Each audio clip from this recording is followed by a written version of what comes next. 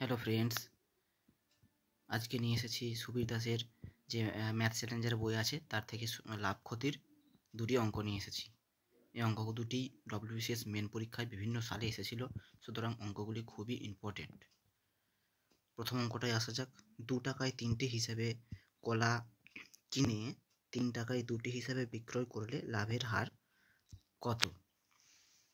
আচ্ছা, তাহলে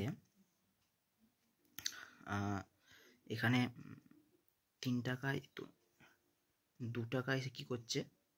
3টি কিনছে। কটি কিনছে? 3টি।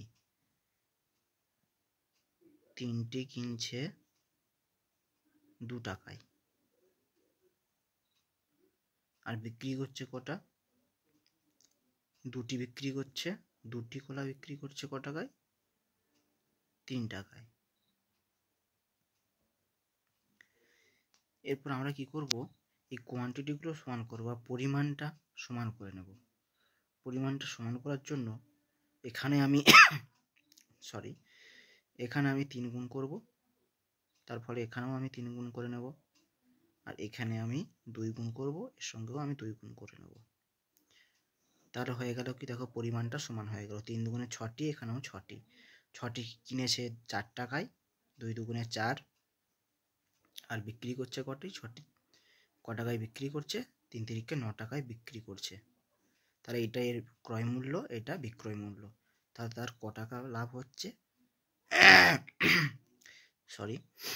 4 থেকে 5, 9 থেকে বিয়োগ দিলে 4, 5 হচ্ছে। তার 5 টাকা লাভ হচ্ছে। সবসময় ক্রয় মূল্যের উপরে লাভ হয়। 4 ইন্টু 100, 4 25 100, 25 5 100, 25% তার লাভ থাকছে। আচ্ছা, নেক্সট অঙ্কটাতে আসা যাক।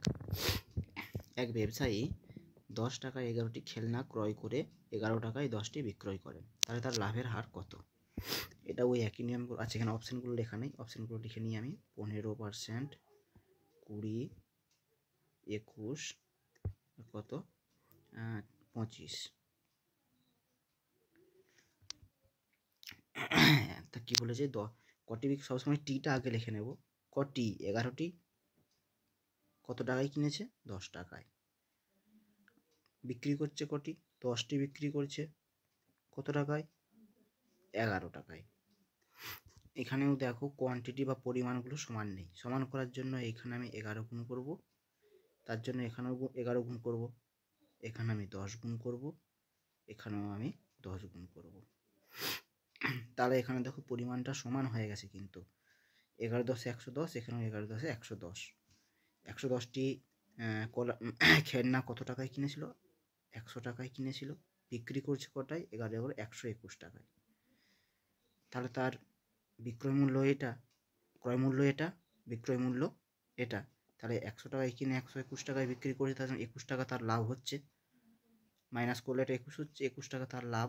21 বাই ক্রয় মূল্যের উপর সবসময় হয়, তাই 100 ইন্টু 100%, যেহেতু বের করবো, 100 100 কেটে গেল, 21% তার লাভ থাকলো।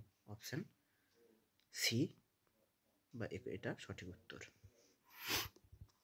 তাহলে কেমন লাগলো তোমাদের অঙ্কটা জানাবে, এবং অবশ্যই আরও এরকম অঙ্ক পেতে হলে চ্যানেলটা অবশ্যই সাবস্ক্রাইব করবে, লাইক শেয়ার করবে।